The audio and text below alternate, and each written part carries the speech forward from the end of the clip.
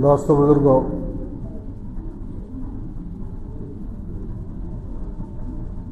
سورہ انعام کی وہ 10 باتیں جو اللہ تعالیٰ نے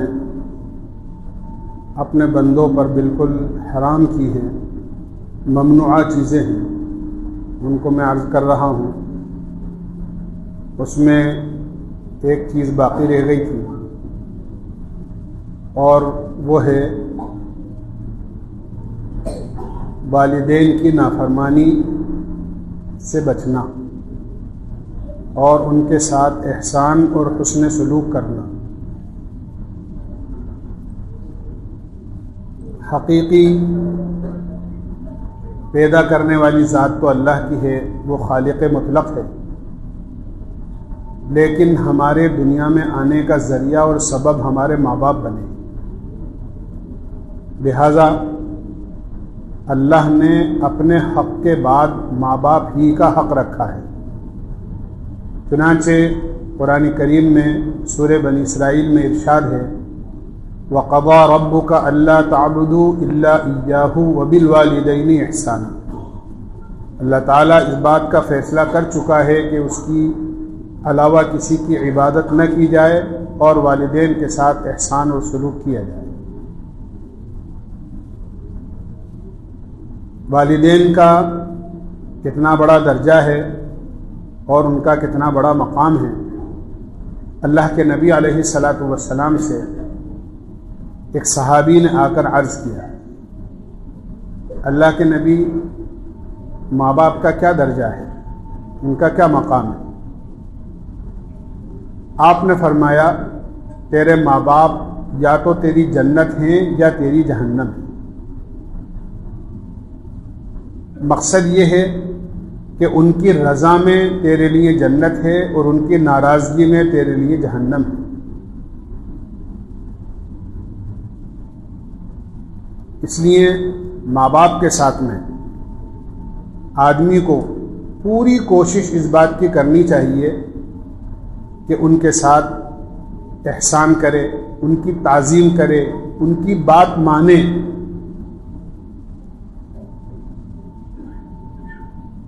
یہاں تک فرمایا، اما یبلغن عندک الکبر احدہما او کلاہما فلا تقل لہما اف۔ جب وہ بڑھاپے کو پہنچ جائیں، دونوں یا دونوں میں سے کوئی ایک، تو ان کے سامنے اف تک مت کہو۔ یہ بات اس لیے فرمائی کہ جب عمر زیادہ ہو جاتی ہے تو جو طاقت دماغ میں، مزاج میں، جوانی میں رہتی ہے، اس میں بہت کمزوری آ جاتی ہے۔ تو ہو سکتا ہے کسی بات پر ناگواری کا اظہار کر دیں، تو فرمایا خبردار خبردار ان کو پلٹ کر جواب مت دینا، یعنی ان کے سامنے اف تک مت کہنا۔ اسی لیے فرمایا کہ ماں باپ کی آواز کے مقابلے میں اپنی آواز کو بلند نہ کرنا، یہ بھی ماں باپ کا حق ہے، اور ان کی آواز پر اپنی آواز بلند کرنا یہ گستاخی ہے، بے ادبی ہے، تعظیم اور ادب کے خلاف بات ہے۔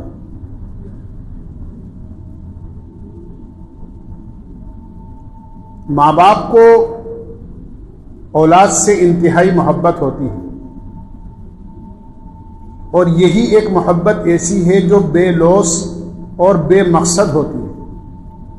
دنیا میں جتنے تعلقات ہیں اور جتنی محبتیں ہیں، اس کے پیچھے کوئی نہ کوئی غرض ضرور ہوتی ہے، سوائے ماں باپ کے، کہ ماں باپ کو جو اولاد سے محبت ہوتی ہے وہ انتہائی، یعنی بالکل بے غرض ہوتی ہے، کوئی غرض نہیں۔ وہ چاہے کچھ نہ ہو، لیکن کوشش یہ کرتے ہیں کہ میری اولاد سب کچھ ہو جائے۔ بلکہ یہ کہا جائے تو غلط نہیں ہوگا کہ وہ اپنے لیے نہیں جیتے بلکہ اولاد کے لیے جیتے ہیں۔ اللہ کے نبی علیہ الصلاۃ والسلام نے ایک موقع پر حسنین کو اپنی گود میں اٹھا رکھا تھا اور اس وقت یہ فرمایا تھا کہ تم ہی ہو کہ تمہاری وجہ سے تمہارے ماں باپ بخیل ہو جاتے ہیں۔ کیا مطلب؟ کہ اپنی ذات پر جہاں جائز طور پر کھلے ہاتھ کے ساتھ خرچ کرنا تھا اور ہونا چاہیے، وہ تمہارے خاطر، اولاد کے خاطر، کہ ان کے لیے کچھ کما لوں، ان کے لیے، ان کے مستقبل کے لیے مجھے کچھ کرنا ہے، ان کی تعلیم کے لیے، ان کی تربیت کے لیے، ان کے مکان کے لیے، ان کی شادی کے لیے، ان کی ضروریات کے لیے کچھ کرنا ہے، وہ ٹھیک سے اپنی ذاتی ضروریات بھی پوری نہیں کر پاتے۔ یعنی اولاد ماں باپ کو اپنی ذات کے اعتبار سے بخیل بنا دیتی، یعنی اپنی ذات پر وہ خرچ نہیں کرتے اولاد کے خاطر۔ اگر یہ کہا جائے تو غلط نہیں ہوگا کہ ہمیں جو کچھ سکھایا ہے وہ ہمارے ماں باپ نے سکھایا ہے۔ ہم بولنا نہیں جانتے تھے، ہمارے ماں باپ ہی نے بولنا سکھایا ہے۔ ہم چلنا نہیں جانتے تھے، ہمارے ماں باپ ہی نے ہمیں چلنا سکھایا ہے۔ ہم اچھے برے کی تمیز نہیں جانتے تھے، ہمارے ماں باپ نے ہی ہمیں بتایا ہے۔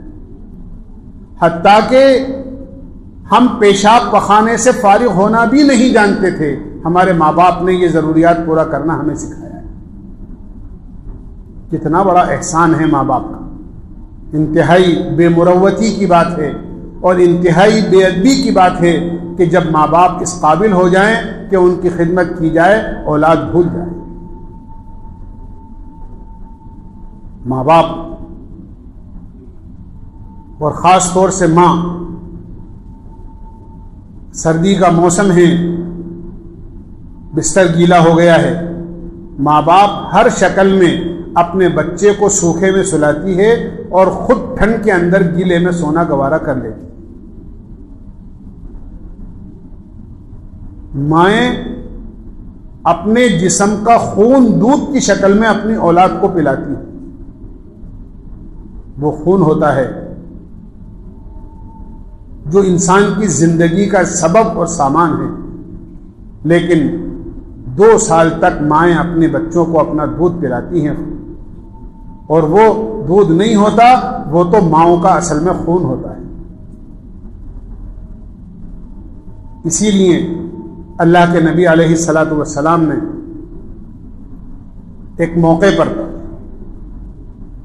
جب آپ سے پوچھا گیا کہ ماں باپ میں سے دونوں میں کون حسن سلوک کا زیادہ مستحق ہے، آپ نے جواب میں فرمایا تمہاری ماں۔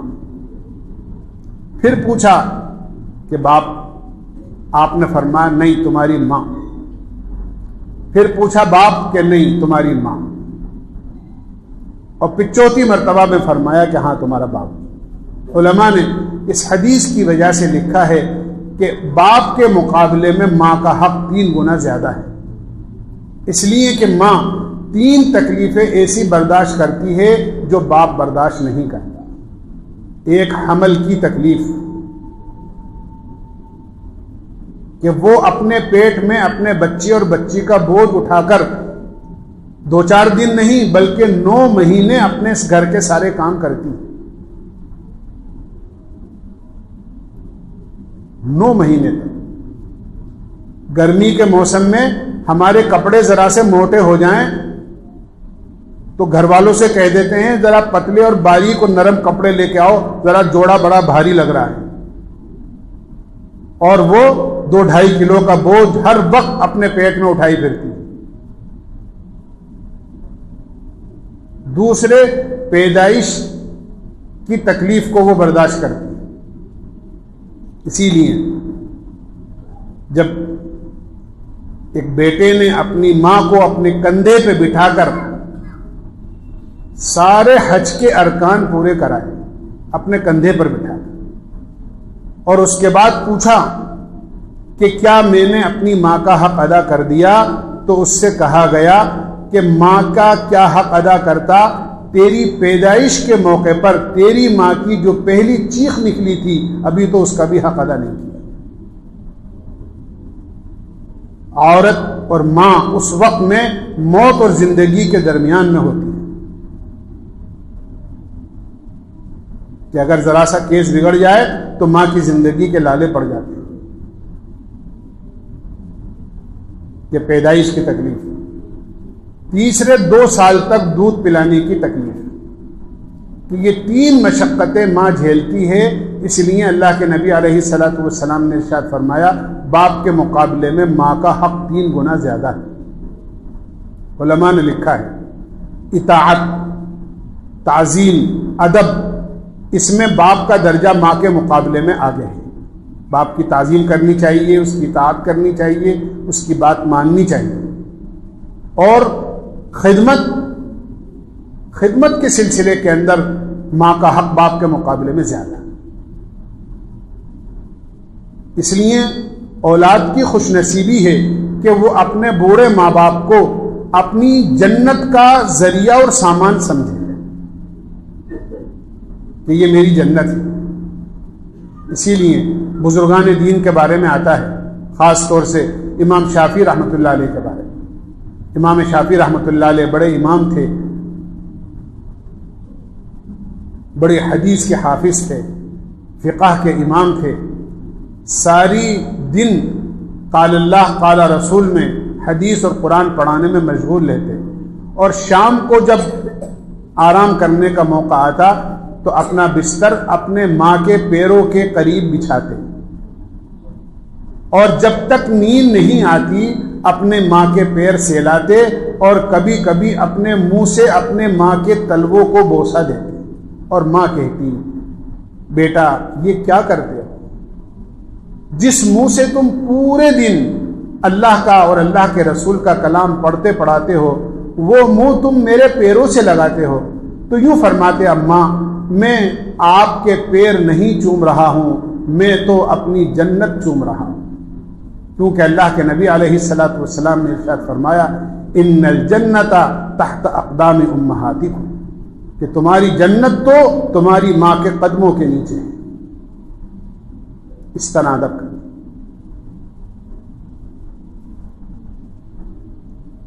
ایک صحابی کی آواز اللہ کے نبی علیہ الصلوۃ والسلام نے جنت میں سنی کہ قرآن پڑھ رہے ہیں، ان کے قرآن پڑھنے کی آواز. آپ نے دنیا میں اس کا تذکرہ کیا کہ میں نے ان کی آواز قرآن کریم کے پڑھنے کی جنت میں سنی. صحابہ نے پوچھا کہ اللہ کے نبی یہ مقام ان کو کس وجہ سے حاصل ہوا؟ آپ نے فرمایا ماں کی خدمت کی وجہ سے. ماں باپ کی خدمت دنیا میں بھی مصائب اور پریشانیوں سے نجات کا سبب بنتا ہے، اور آخرت کے اندر بھی بڑے درجات کو حاصل کرنے کا ذریعہ اور سبب بنتا ہے. حدیث میں آتا ہے 3 مسافر تھے بنی اسرائیل میں. وہ کہیں جا رہے تھے، راستے کے اندر آندھی طوفان اور بارش شروع ہو گئی. جنگل کا سفر تھا، پہاڑ کے دامن میں سفر کر رہے تھے. سوائے اس کے کوئی شکل نہیں تھی کہ ایک غار کے اندر پناہ لے گئے تاکہ بارش اور پانی اور آندھی سے بچ جائیں. تینوں کے تینوں ایک غار کے اندر چھپ گئے. اللہ کی قدرت اوپر سے ایک چٹان سرکی اور بالکل پہاڑ کے اس غار کے منہ کو بند کر دیا. نکلنے کا کوئی راستہ نہیں بچا.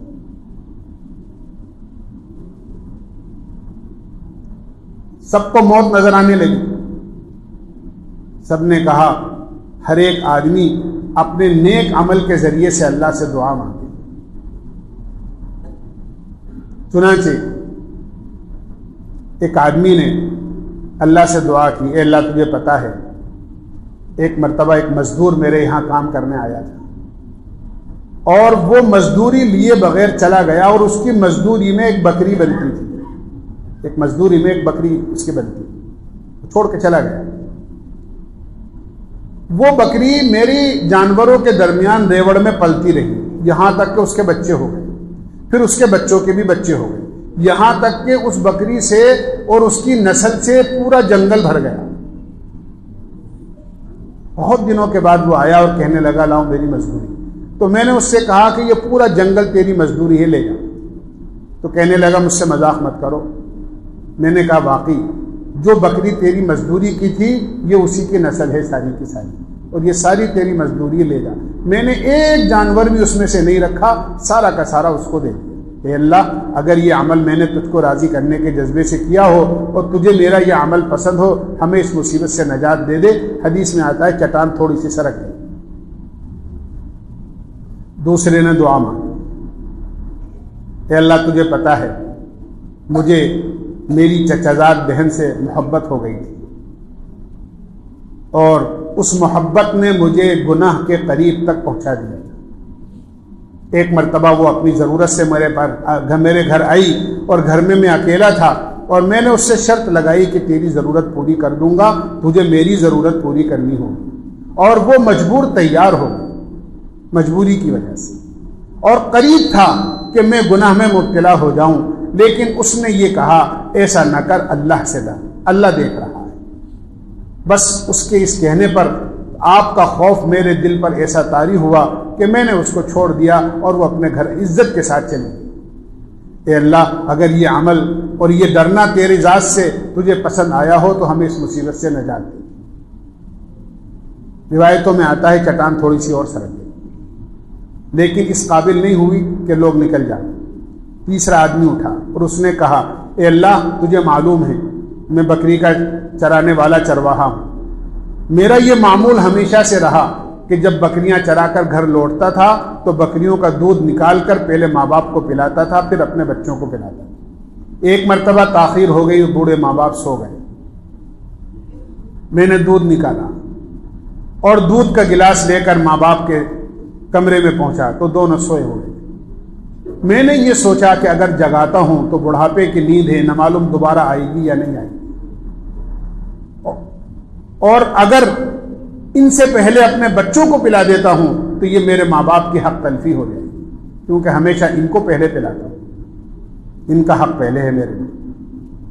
میں رات بھر اس انتظار میں کہ جب بھی خود بخود آنکھ کھلے گی میں دودھ کا پیالہ پیش کر دوں گا کھڑا رہا, اور وہ صبح تک سوتے رہے اور میں دودھ کا پیالہ لیے کھڑا رہا, اور میرے بچے بھی بھوکے رہے, اور ماں باپ سے پہلے میں نے بچوں کو دودھ نہیں پلایا. صبح کو جب وہ اٹھے تو پہلے میں نے انہیں دودھ پیش کیا, بعد میں اپنے بچوں کو پلایا. اے اللہ, اگر ماں باپ کی یہ خدمت کا عمل تجھے پسند آیا ہو تو ہمیں اس مصیبت سے نجات دے دے. روایت میں آتا ہے کہ چٹان پوری ہٹ گئی اور اللہ نے ان کے لیے نکلنے کا راستہ بنا دیا. یہ ہے وہ عمل جو دنیا میں بھی مصیبتوں سے نجات کا ذریعہ اور سبب بنتا ہے. اسی لیے علماء نے لکھا ہے کہ اگر رزق میں برکت اور رزق کی فراخی اور رزق کی زیادتی اور روزی کی زیادتی چاہتے ہو تو ماں باپ کی خدمت کرو, علم کی زیادتی چاہتے ہو تو استاد کی خدمت کرو. ماں باپ کو تکلیف پہنچانا اور ان کو ستانا اور ان کا دل دکھانا یہ سب سے بڑا گناہ ہے. یہ اس لیے اتنا بڑا گناہ ہے کہ بعض گناہ تو ایسے ہیں جن کی سزا اللہ آخرت میں دے گا, لیکن ماں باپ کی نافرمانی اتنا بڑا گناہ ہے کہ اس کی سزا دنیا میں بھی ملتی ہے اور آخرت میں بھی ملتی ہے. ماں باپ یاد رکھنا کبھی بد دعا نہیں کرتے, وہ تو انتہائی محبت کرتے ہیں, اولاد کے لیے کبھی بد دعا نہیں کرتے, لیکن ان کا دل دکھ جانا یہی اولاد کے لیے بد دعا بن جاتی ہے. صاحب نماز پڑھ رہے تھے اور اپنی عبادت کا بڑا زعم تھا, ماں بوڑھی تھی, ماں نے کئی دفعہ آواز دی لیکن نہیں سنا, اور یہ سوچ کر رہ گئے کہ بوڑھی ماں ہے, جب بھی آنکھ کھلتی ہے آواز دیتی ہے, اس کے پاس تو سوائے اس کے کوئی کام ہی نہیں, ماں کے پاس نہیں ہے. اور زیادہ آواز دی تو گھر سے نکل کر پاس میں مسجد تھی وہاں جا کر نماز کی نیت باندھی رات کو تہجد پڑھنے کی. ماں کو کوئی سخت ضرورت تھی, جب دیکھا کہ بیٹے نے نہ سنا بلکہ گھر سے نکل کر مسجد چلا گیا اور باہر چلا گیا تو دل کو تکلیف ہوئی. اب اس تکلیف کی کیا سزا انہیں ملی یہ دیکھیں. اسی وقت محلے میں کہیں چوری ہوئی, لوگ چور کو پکڑنے کے لیے بھاگے, چور تو پتہ نہیں کہاں چلا گیا. انہوں نے دیکھا کہ مسجد کا دروازہ کھلا ہے اور ایک صاحب نماز پڑھ رہے ہیں، سمجھے کہ انہوں نے ہی چوری کی ہے اور اپنے آپ کو چوری سے بچانے کے لیے اور پکڑ سے بچانے کے لیے نماز کی نیت باندھ لی تاکہ لوگ نیک آدمی سمجھ کر مجھے چھوڑ دیں اور اس کو پکڑ لیں، اور یہ کہا کہ چوری کرتے ہو اور صوفی بن کر کے پھر نماز کی نیت باندھ لیتے ہو۔ انہوں نے کہا میں نے تو چوری نہیں کی، کہ نہیں، لوگوں نے کہا ہے کہ ہم نے مسجد کی طرف جاتے ہوئے دیکھا ہے، تمہارے علاوہ کوئی آدمی نہیں ہے، پکڑ کے باندھ دیا۔ صبح ہوئی، اس علاقے میں چور کی سزا یہ تھی کہ کالا منہ کر کے گدھے پر بٹھا کر پورے شہر میں چکر لگاتے تھے تاکہ آئندہ آدمی چوری سے ہمیشہ کے لیے توبہ کر دے۔ صبح کو ان کو گدھے پر بٹھایا گیا اور منہ کالا کیا گیا اور پورے چکر میں، پورے بازار میں چکر لگایا، اور لوگ پیچھے سے یہ کہہ رہے تھے کہ دیکھو یہ آدمی چور ہے، اس نے چوری کی ہے اور یہ چور کی سزا ہے۔ یہ گدھے پر بیٹھے ہوئے یہ کہہ رہے تھے اللہ کے واسطے یہ مت کہو کہ یہ چور کی سزا ہے، بلکہ یہ کہو کہ یہ ماں کے نافرمان کی سزا ہے، اس لیے کہ اللہ جانتا ہے میں نے چوری نہیں کی، لیکن میں نے اپنی ماں کی بات نہیں مانی، اس کی نافرمانی کی ہے، اس کا دل دکھا تھا، اس کی سزا مجھے یہ ملی۔ اس لیے بہت احتیاط سے ماں باپ کے ساتھ رہنے کی ضرورت ہے۔ یہ کانچ کے اور شیشے کے برتن کی طرح ہوتے ہیں، جیسے شیشے کے گلاس کی اور کانچ کے برتن کی آدمی حفاظت کرتا ہے کہ کہیں چٹک نہ جائے، کہیں ٹوٹ نہ جائے، کہیں یہ نقصان نہ ہو جائے۔ جس طرح شیشے کے برتن کی حفاظت کرتے ہیں، اس سے زیادہ ماں باپ کی حفاظت ضرور ہے، اس کی ضرورت ہے۔ کوئی بات ناگوار نہ ہو جائے، کوئی بات کوئی کسی وجہ سے دل نہ دکھ جائے۔ کیا ان کا دل دکھ گیا تو ان کی ناراضگی میں تو اللہ کی ناراضگی ہے، یہ ناراض ہو گئے تو اللہ ناراض ہو گئے۔ اس لیے میرے بھائیوں، دوستو، بزرگوں، قرآن کریم میں اللہ نے ماں باپ کی خدمت کی طرف توجہ دلائی۔ ماں باپ کے ساتھ احسان کرو، ان کے ساتھ حسن سلوک کرو، ان کا ادب اور احترام کرو، ان کی بات مانو، ان کی اطاعت کرو۔ ایسا نہ ہو کہ تم جوانی کے جوش میں اپنے ماں باپ کو بے وقوف سمجھنے لگو، کچھ زیادہ پڑھ لکھ جاؤ تو یہ سمجھو کہ تمہیں ماں باپ سے کہنے لگو کہ تم جانتے ہی کیا ہو۔ اس لیے کسی پرانے شاعر نے کہا تھا کہ ایسی تعلیم جو ماں باپ کی خدمت سے آدمی کو دور کر دے۔ دین کی تعلیم ماں باپ کی خدمت سکھاتی ہے، اس کے علاوہ دوسری تعلیمیں نہیں سکھاتی۔ میں کیا عرض کروں، ایک صاحب ایک ڈاکٹر صاحب کو دکھانے کے لیے گئے۔ ڈاکٹر صاحب کے کمرے کے کھلنے میں اور ان کے چیمبر کے کھلنے میں دیر تھی، انتظار کے اندر بیٹھ گئے۔ کچھ پہلے چلے گئے تھے تاکہ نمبر پہلے آ جائے۔ دیکھا کہ ایک آدمی ہے جو ڈاکٹر صاحب کے لون کو پانی دے رہا ہے۔ انہوں نے سوچا کہ خالی بیٹھ کر کیا کریں گے، ذرا اس سے ہی باتیں کریں۔ کہنے لگے کیا نام ہے؟ اس نے اپنا نام بتایا۔ کتنے دن سے یہاں نوکری کرتے ہو، کیا تنخواہ ملتی ہے، کچھ اس سے اپنا عطا پوتا، اس کی خدمت کی باتیں پوچھی۔ جب اس نے یہ کہا کہ کتنے دن سے یہاں پر نوکری کرتے ہو اور کیا تنخواہ تمہیں ملتی ہے، تو وہ رونے لگا اور کہنے لگا جس ڈاکٹر صاحب سے تم ملنے آئے ہو وہ ڈاکٹر میرا بیٹا ہے اور میں اس کا باپ ہوں، کہ تم اس طرح نوکروں کی طرح لون کو پانی دے رہے ہو؟ کہنے لگے ہاں۔ کیا بتاؤں، میں نے اپنے بیٹے کو ڈاکٹر بنایا تھا تاکہ وہ میرے کام آئے گا۔ آج اس گھر میں، ان کے گھر میں پلے ہوئے کتے کی تو قدر ہے لیکن میری کوئی قدر نہیں۔ میں نوکروں کی طرح اس گھر میں زندگی گزارتا ہوں۔ اور اب تو بات یہاں تک پہنچ گئی کہ لوگ بوڑھے ماں باپ کو نرسنگ ہوم بنے ہوئے ہیں بڑے بڑے شہروں میں، وہاں داخل کر دیتے ہیں۔ اپنے گھر کی زینت کے خلاف بوڑھے ماں باپ کا گھر میں ہونا سمجھا جانے لگا ہے کہ ان کا بار بار احکارنا اور بار بار آواز دینا اور بار بار کھانسی ہو جائے تو تھوکنا اور بار بار ان کی دواؤں کا اور ان کی خدمت کا اور ان کی استنجے اور پیشاب کا انتظام کرنا کہ یہ ہماری گھر کی زینت کے خلاف ہے۔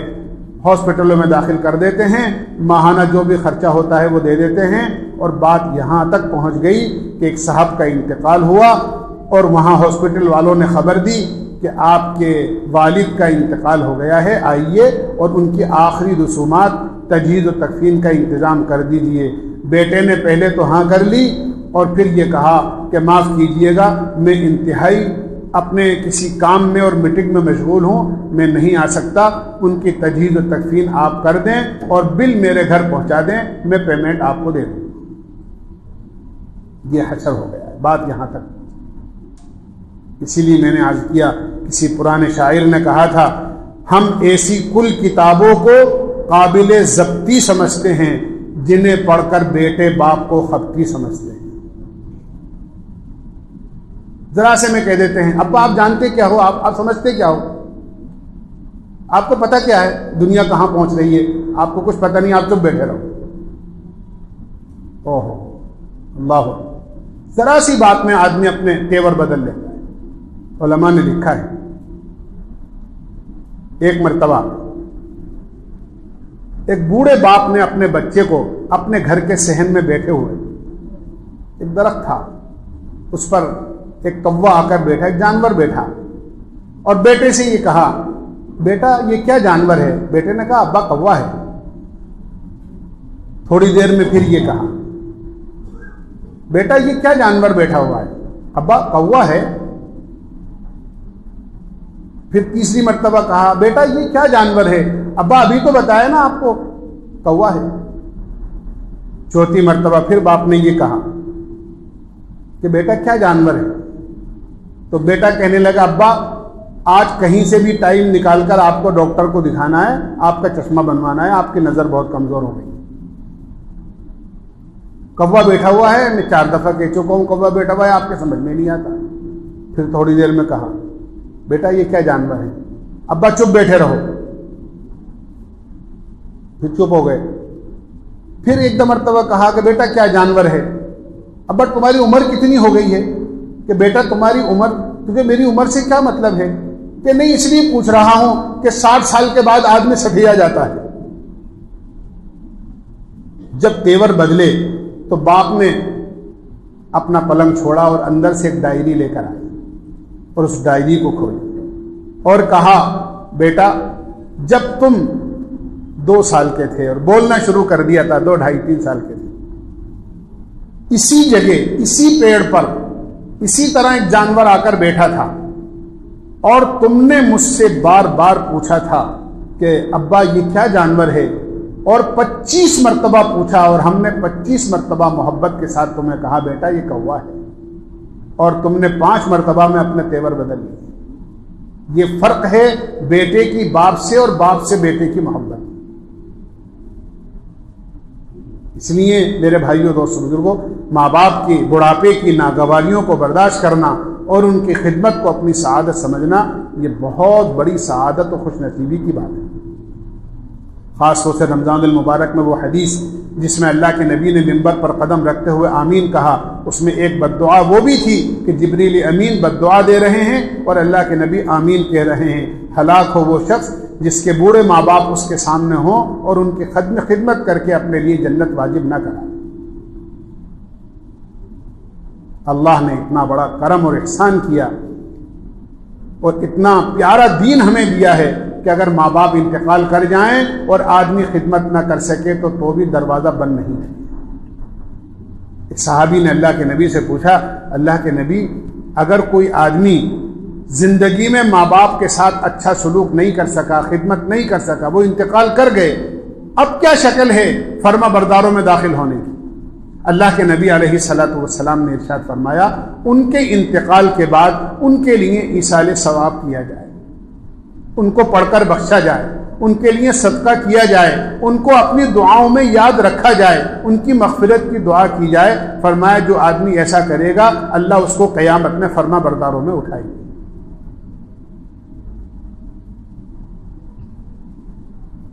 جو ماں باپ اپنی اولاد کو نیک بناتے ہیں وہ اپنے ماں باپ کو اس طرح یاد رکھتے ہیں انتقال کے بعد کہ ایک بزرگ کو کسی نے خواب میں دیکھا بڑی اچھی حالت کے اندر، واقعہ لمبا ہے مختصر کر کے عرض کر رہا ہوں، اور جب بہت اچھی حالت کے اندر ان کو دیکھا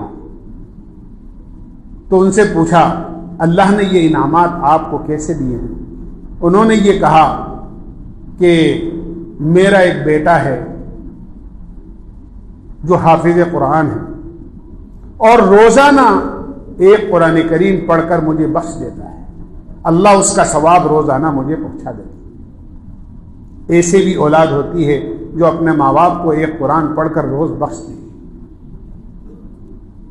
اس لیے میرے بھائیوں دوستو بزرگوں، یہ وہ باتیں ہیں جو قرآن کریم میں اللہ تعالیٰ نے ہمیں بتائی ہیں کہ اولاد کے ساتھ بھی اچھا سلوک کرو، ان کو نیک بناؤ، اور اولاد سے کہا کہ اپنے ماں باپ کے ساتھ اچھا سلوک کرو، ان کی خدمت کرو، ان کی تعظیم کرو۔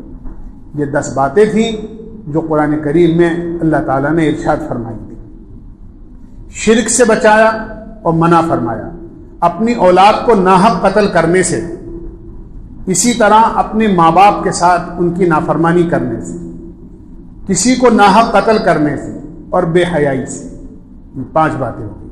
اسی طرح یتیم کا مال ناحق کھانے سے چھٹے، اسی طرح ساتھ میں ناپ تول میں کمی کرنے سے،